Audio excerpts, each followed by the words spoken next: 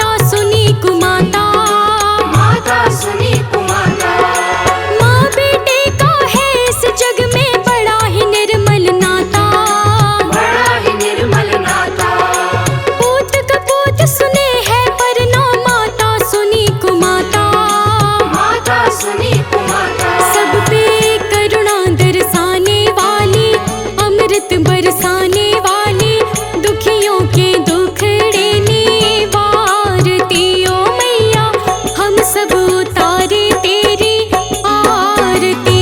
अम्बे तू है जगदम्बे काली, जय दुर्गे खप्पर वाली, तेरे ही गुण गाए भारती। ओ मैया हम सब उतारे तेरी आरती।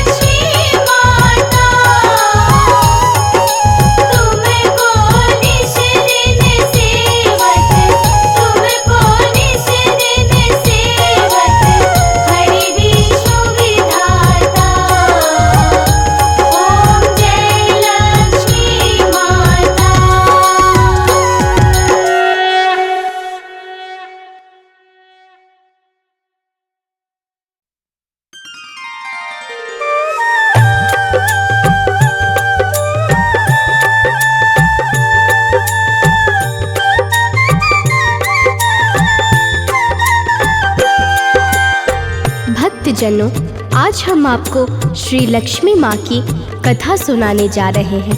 यह कथा आपकी जन्मों जन्मों से चलती आ रही दरिद्रता को कुछ ही दिनों में खत्म करके आपको भी धन, वैभव, यश और कीर्ति से संपन्न कर देगी। तो आइए भक्तों, माता लक्ष्मी के उस पावन कथा को श्रवण करते हैं। तो प्रेम से बोलिए भक्तों, लक्ष्मी माता की जय। हम आज तुम्हें माता लक्ष्मी की कथा सुनाते हैं, पावन कथा सुनाते हैं, जिसको सुनने से भक्तों के दुख मिट जाते हैं। हम कथा सुनाते हैं।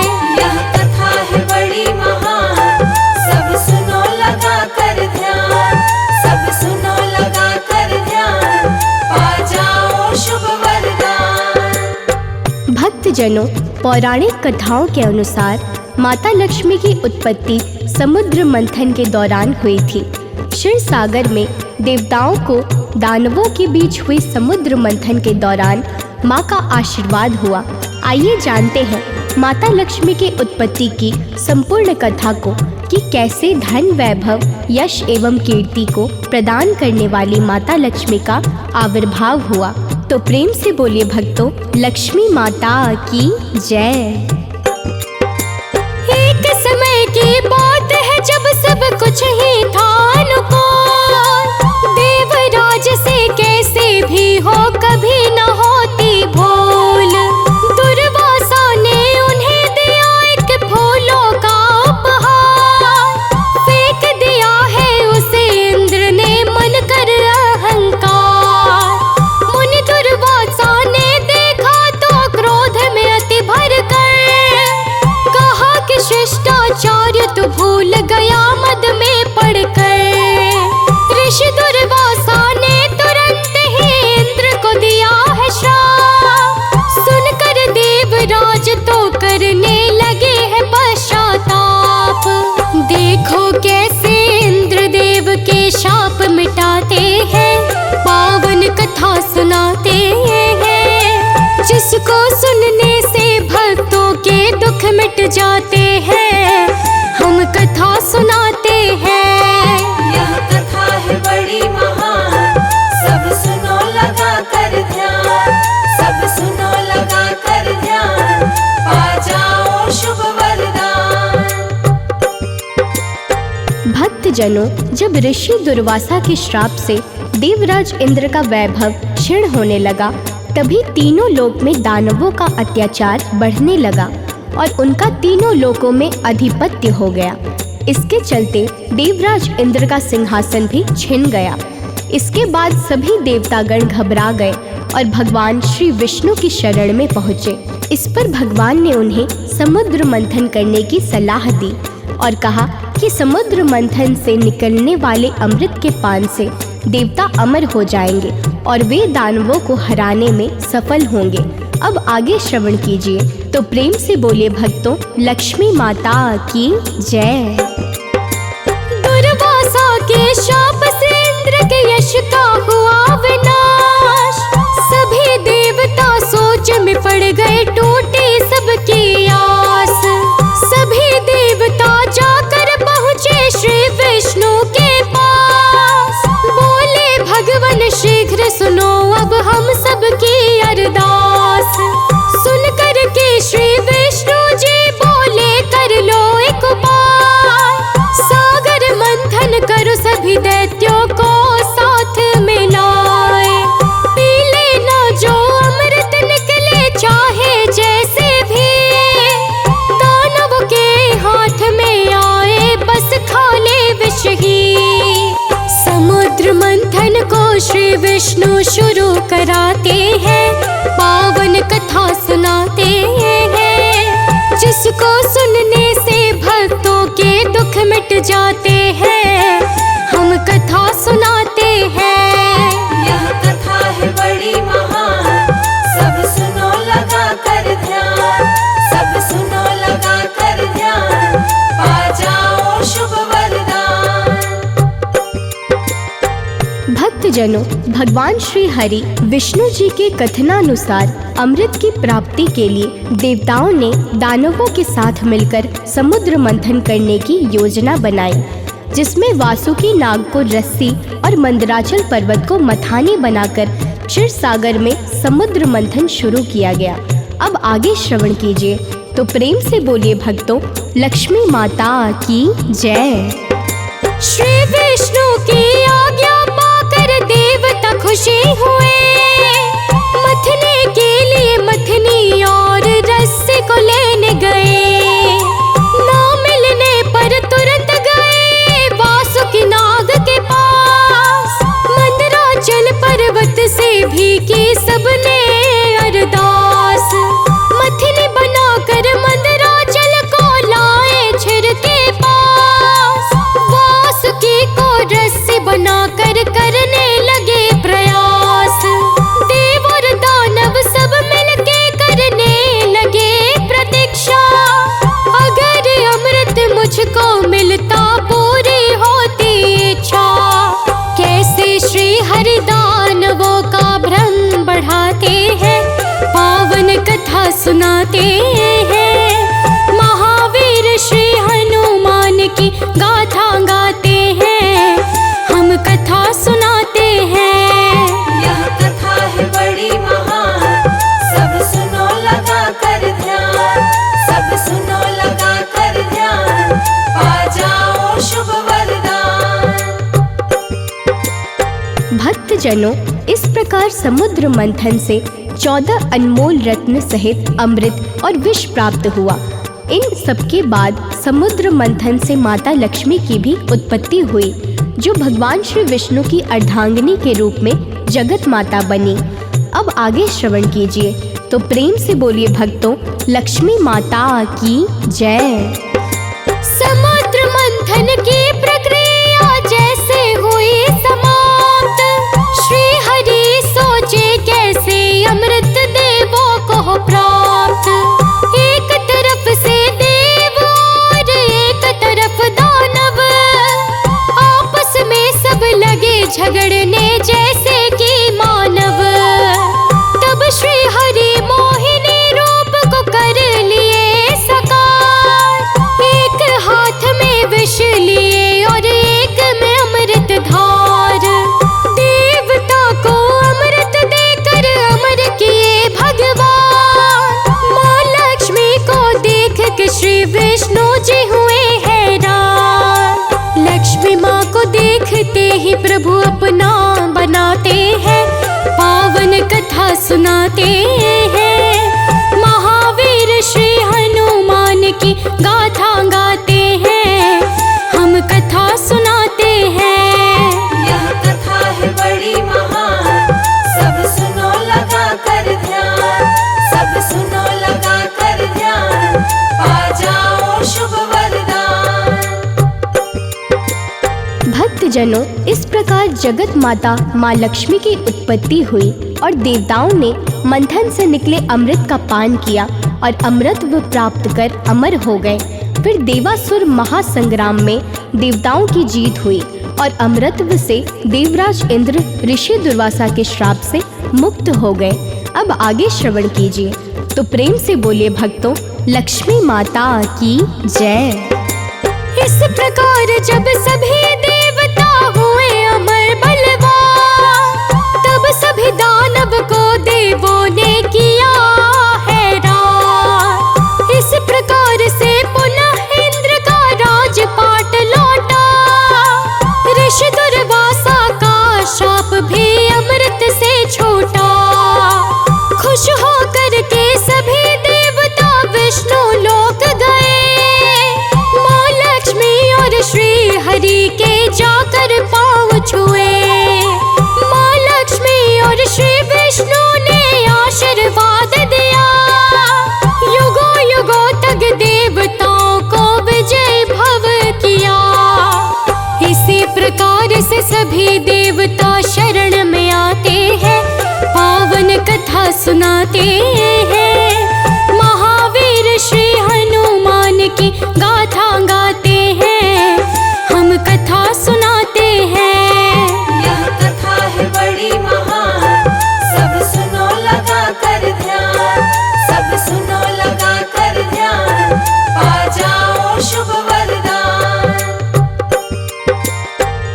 भक्तजनों, इस प्रकार से माता लक्ष्मी और श्री हरि विष्णु जी अपने लोक में शेषनाग की शैया पर रहने लगे। आदि शक्ति स्वरूपा माँ लक्ष्मी जी त्रेता युग में माँ सीता के रूप में प्रकट हुई और उन्होंने भगवान विष्णु जी के श्री राम रूप में अवतरित होने पर उनके साथ चलकर राक्षसों का वध करने में प्रभु श्री हरि का बहुत प्रकार के संघर्षों से मदद किया। अब आगे श्रवण कीजिए, तो प्रेम से बोलिए भक्तों, लक्ष्मी माता की जय। माँ लक्ष्मी और श्री विष्णु जी रहने लगे जब सा, पूरी सृष्टि में कोई भी तब कहीं ना रहता उदास।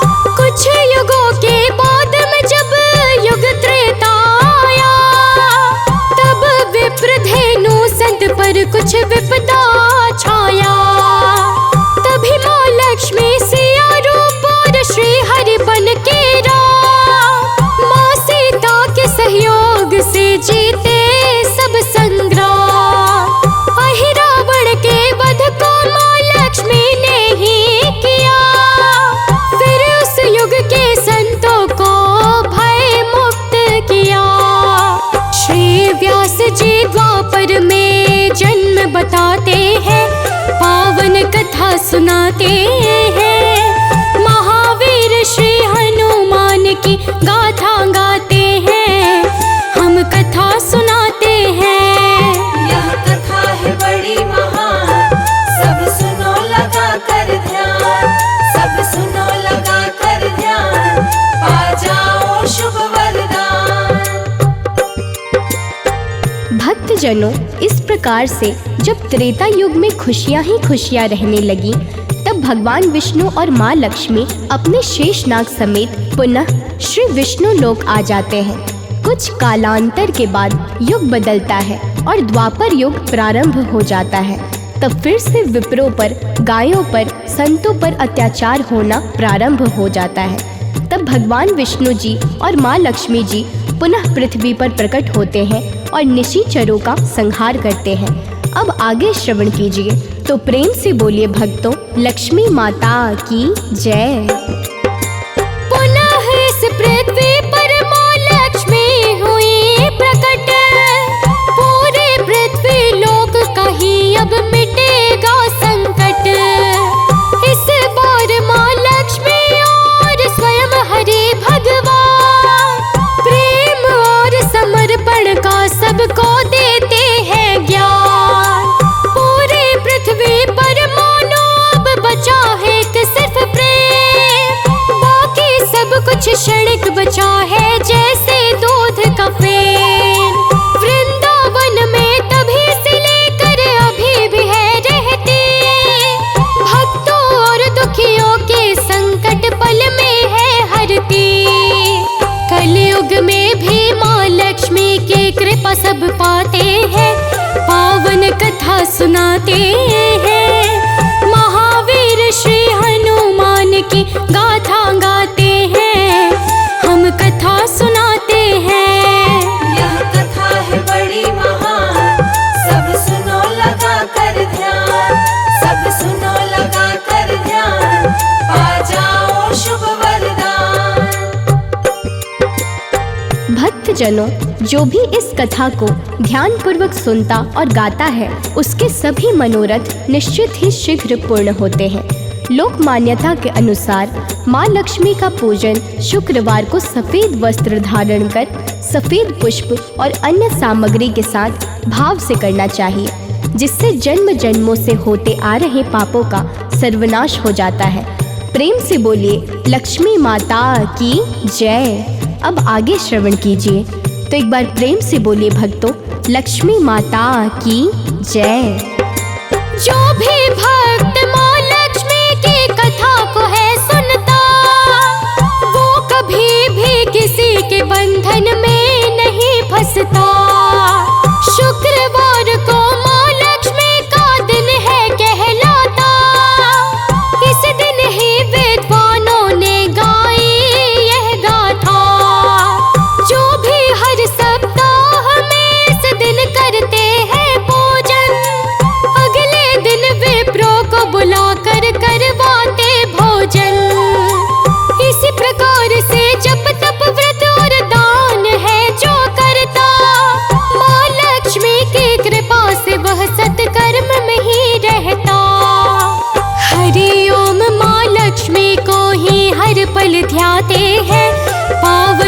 कथा सुनाते